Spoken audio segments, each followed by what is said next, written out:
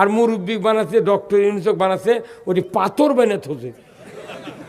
খালি ডক্টর ইউনুস যদি খালি অন্তর্বর্তী সরকার না হতো একদিন 10 বার করে পল্টাল হয়নি। মরদ কি মরদিরে কথা কয় না।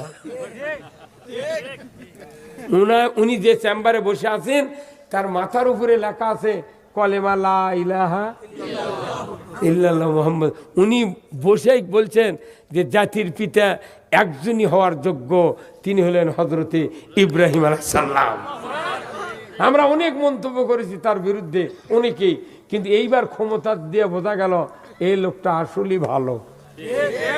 হ্যাঁ, কতক্ষণ না জাতিসংঘের তখন মিটিংও ডাকলো না ডক্টর ইউনুস। আমি স্পষ্ট সেই দিন সব দেখেছি ফেসবুকের থেকে। দেখি যখন ওই ঢুকলেন উনি, ওই বিশ্বের বড় বড় নেতা